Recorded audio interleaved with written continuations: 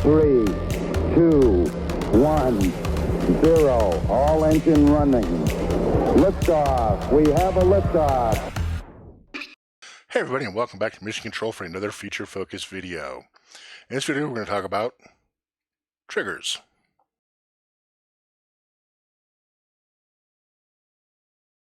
There are different types of devices that can be used to trigger items in your show files, such as playbacks, which is useful in complex shows or when doing an automated setup. These triggers can include MIDI triggering via USB or MIDI cable, DMX triggering, streaming ACN triggering, GPIO triggering.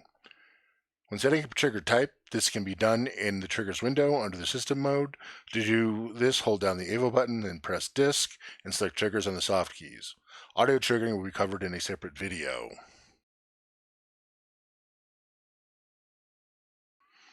Some quick rules about triggers. Triggers cannot be transferred across show files. Triggers are specific to the hardware they are set up on, so if you set them up on one console and change to a different console, your triggers aren't going to work correctly and you'll have to reset them up. You are unable to trigger masters, except for the GJ ProLink feature. You are unable to trigger macros. You are unable to trigger the wheels and some other command buttons. Mapping set of triggers can be turned on or off via the workspace. Triggers may be hardware or items. Hardware is the physical button or fader, regardless of what page you are on at the time of the triggering. So trigger set to fader 1 will fire whatever's on fader 1 on the current page.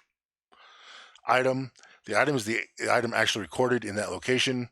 For example, if you have a red look recorded on fader 1 on page 1 and you attach a trigger to it, then no matter what page you are currently on, the trigger will always fire the red look playback and will stay with that item even if it is moved. Both they have the option of level match on or off, means that if the playback is already running at say 50%, the trigger will have to be brought up to 50% before it can take over. Level match equal off means that the playback is already running at 50%, the trigger will take control at 1% and the playback will drop to that level.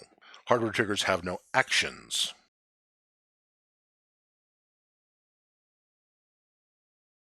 Item trigger types have the following actions. Set level, sets the level. This is best used with faders and knobs. Fire at level, like set level, but ignores level match and will kill at 0 automatically when used on a cue list. Best with a fader and knob also. Refire at level will refire the LTP attributes if the level has changed any. This is also best with fader and knob, so say that your playback had fired and changed the color from was originally red, and you fired a different playback and it fired it blue. If you were to change the level any on your fire at level playback, it would kick back to red. Flash flashes the playback. This is best with buttons. Swap swaps the playback. This is also best with buttons. Preload preloads the playback, similar to move in dark on a cue list. It is also best with buttons. Latch latches the playback on, also best with buttons.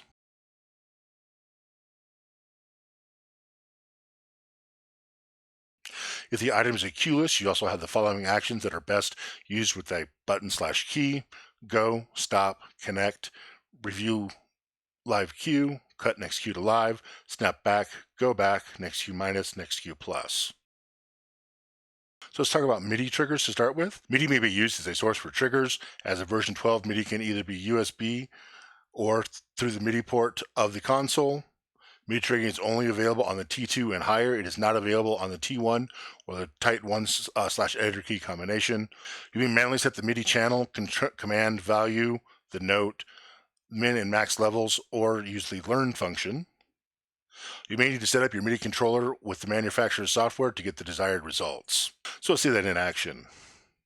Here I've got the Tight and Go interface up using version 13. So we'll go ahead and open up our triggers window to start with. So we go ahead and click the system menu and then find triggers on our soft keys. And we see here we've got the triggers window that comes up. So we've got other mappings that already exist, but we can add our own. So we'll go ahead and hit the plus button and we'll give it a name. We'll call it test. And then we'll hit OK. And now we can see here, if we select it, we can also disable it or enable it. So if we wanted to have more than one, we could set them here and have multiple mappings. But we'll turn this one on and go ahead and choose one. Then we're going to hit the plus button down here to add a trigger. I can see here we've got, we'd hit OK after we get everything set up. We can turn our level match on or off. We set our trigger type to either hardware or item and set the action for it. So we'll go ahead and set our trigger type to hardware, and we'll go ahead and select fader 1, fader 2, and see that it now says it's selected that fader. We'll go ahead and hit OK. Now we're presented with this menu here. On our soft keys, we've got add, which you can add the trigger.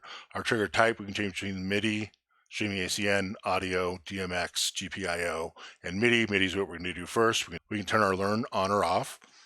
We can set the MIDI channel, its command change, its value, and its min and max levels. We'll go ahead and leave those as is. Now go ahead and bring up on the screen here so we can see it. Here I've got my MIDI controller as well as capture up on the screen so we can see it. So if I was to bring up the number 1 fader on our MIDI board here, we can see that down the side of the screen it sees the incoming signal and has set the MIDI channel and everything correctly for us. So after that we go ahead and hit add, and we'll go ahead and exit out here. So now we see if we bring up fader 1 on our MIDI board, it fires that playback that is on fader 2 of our show. So you see it runs that particular playback because it's running that particular hardware. If I was to change the page and now fire my playback, it's firing what's on page 2 instead of what was on page 1 because it's linked to that particular fader. Hardware triggers could be any of the faders on your console or any of the buttons such as the stop and go buttons, the flash and swap, or executor keys on most of your other consoles. To show that, let's go ahead and set our go key to a trigger. So we're going back to page 1, and then we'll go ahead and go back to our triggers menu, and we'll go ahead and hit the plus button here since we already have the correct mapping selected, and we'll set it for level match on. We'll go ahead and hit the go key, and then we'll hit OK, and then we'll use one of the buttons on our pad here. We can see its incoming level, and we'll go ahead and hit add. Now we'll exit out of the trigger menu again, and we'll go ahead and fire our cue list here, and then we'll use our button, and when we hit go, we can see that it is the same as hitting the go button on the console itself.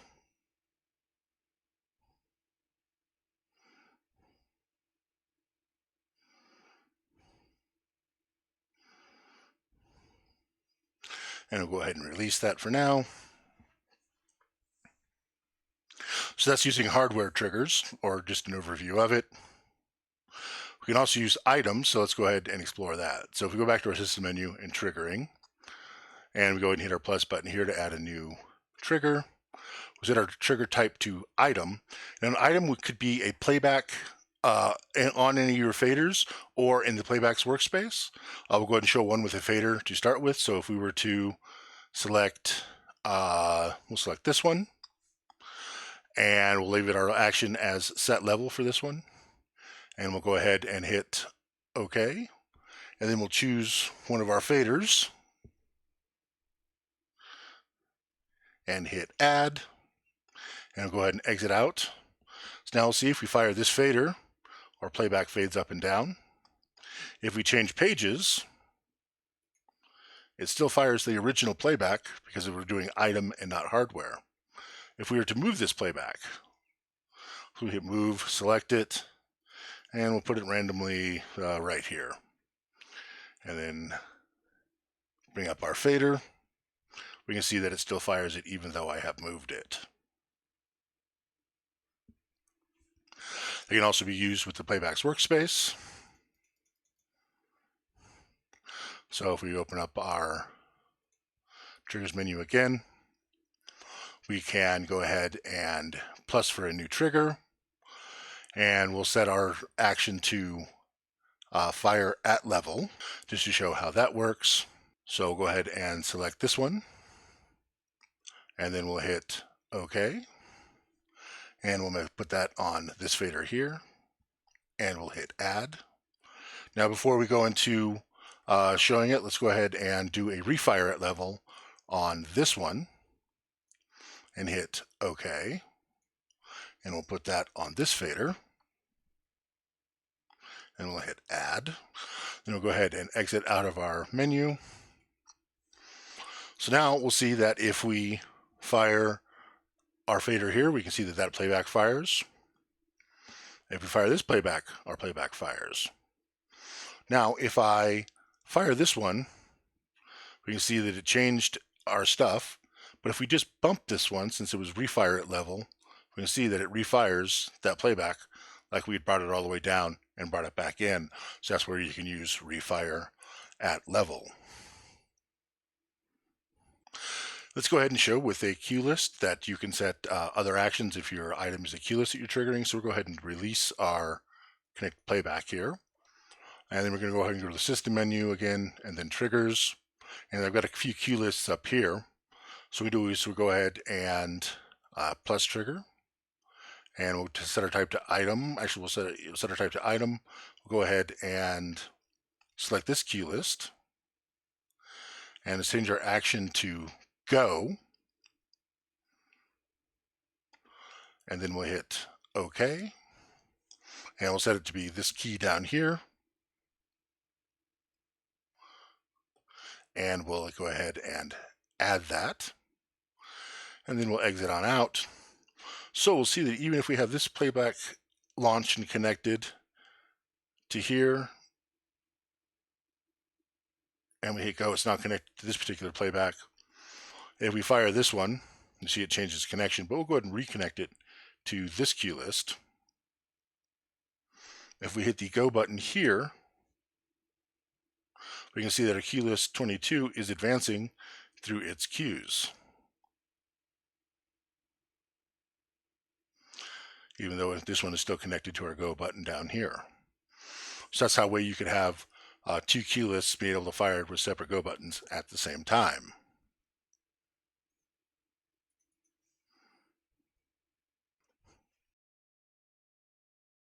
DMX may be used as a source for triggering. With a 5-pin male to 5-pin male adapter, you may use one of the DMX ports on your console as a DMX in for use with triggers. This would be wired straight through, i.e. pin 1 to 1, 2 to 2, and so on. DMX triggers may be used with all consoles, including the Titan 1/T1. Select the DMX port you want to use, then set the address or use the learn function. The DMX port may only be TX, send DMX, or RX, receive DMX for triggers. You cannot do both at the same time, so if you're using a Titan 1 or T1 to do this, you will have to send your DMX to your fixtures through an ArtNet or streaming ACN node. So let's take a look at that. Here, I've got the same setup as before, except for now, instead of a MIDI controller, I've got a DMX tester, use it just as a send. This could be a small DMX board, like an Leprechaun LP24 or LP12, something along those lines, or another console, such as an MA or even a Camsys. So the first thing we do is we go into our system menu again, and then to triggers. And we'll go ahead and hit our plus button down here at the bottom again. And we'll leave our action type as item, and we'll go ahead and select this one. And we'll set its action to set level, and that's fine. We'll go ahead and hit OK. And we'll change our trigger type to MIDI, to DMX. And we'll leave our learn function on. And we'll set our DMX port to DMX port D, so that's where I have it plugged into. And it's warning me if you have a port selected that's currently mapped as an output, would you like to reassign it? In this case, we'll go ahead and hit OK. And now we'll go ahead and set our address up and down. So using our learn function, so it's like DMX port and address 1 on what I'm sending on our tester. So go ahead and hit add. And we'll exit out of our playbacks. And we now see that if I bring up channel 1 on the DMX tester, I get control of my triggers, just as if it was anything else. So this could be a fader on another board. Again, it doesn't have to be a fader to control fade up and down. You can do it from the Playback's workspace. Triggers, streaming ACN. Streaming ACN may be used as a trigger source. Streaming ACN triggering can be used on all consoles, including the Titan 1 and T1/editor key. You can use any other streaming ACN source, whether it be software or another brand's console. Anything that can put streaming ACN on the network can be used as a trigger source. You can set the universe and address for the trigger. I typically find the learn function wonky, as it will bounce around to any streaming ACN signals on the network from any other source that is on the network other than the console having the triggers that you're setting it on. Stream ACN triggers do not follow Stream ACN merge priority as of version 13. This is a known bug. Hopefully it'll be repaired soon.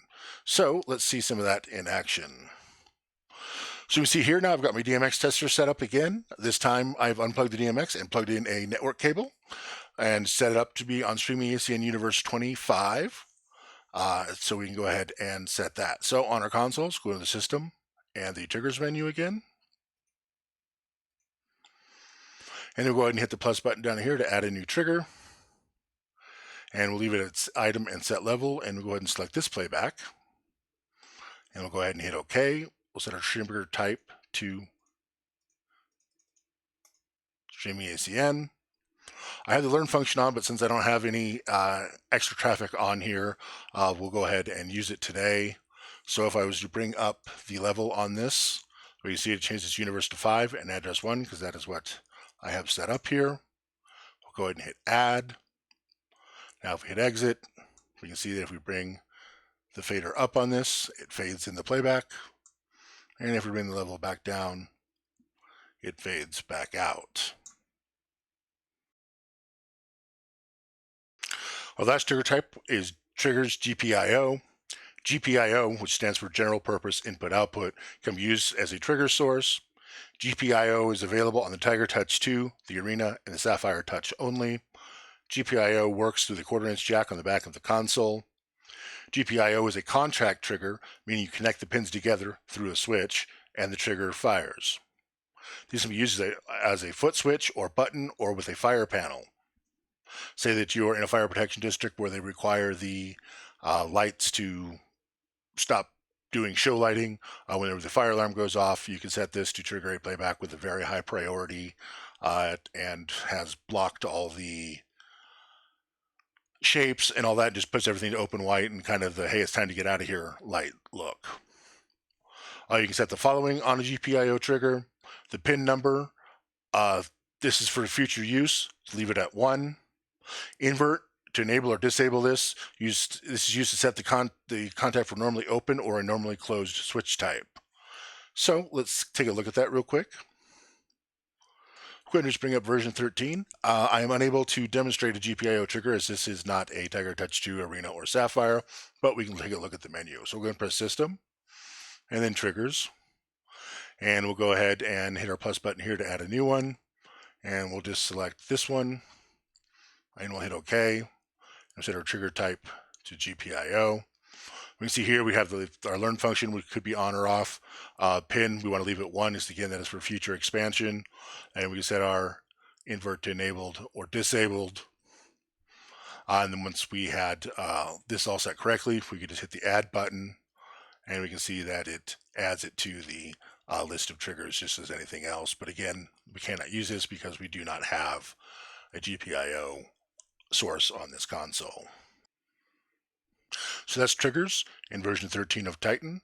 I hope you learned something. Please subscribe and join us next time. Thanks. Bye.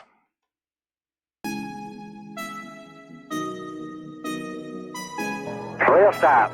Roger, wheel stop, Discovery. Welcome back. A great ending to the new beginning.